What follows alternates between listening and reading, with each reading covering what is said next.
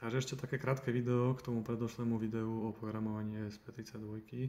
V podstate ja chcem zmeniť ten status toho teda mód programovací a neprogramovací, takže ja ho nemusím vlastne tu odpájať z toho USB, ako som tam ukazoval, ale v podstate sa to dá urobiť aj jednoduchšie.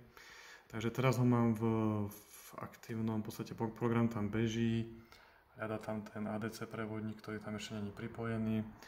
A teraz keď si ho chcem dať do programátorského módu, takže si pripojím to IO0 na ground, na Z a stlačím tento reset. Tým pádom sa mi teraz aktivoval ten programovací mód a môžem tam nahrávať program.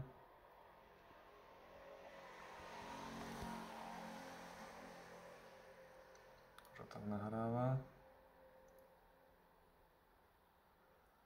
A vlastne po nahratí tohto programu budem potrebovať znova tento programovací mód deaktivovať.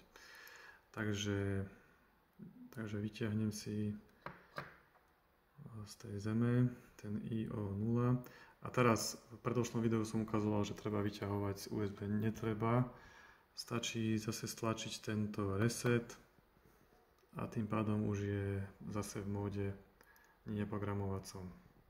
A v podstate aj beží ten program, hľadá tam ten ADC prevodník 16-bitový, ktorý tam momentálne není ešte pripojený. Takže len to som chcel, že není treba nič fyzicky rukou odpájať to USBčko, ale cez tento reset sa to dá jednoduchšie a pohodlnejšie.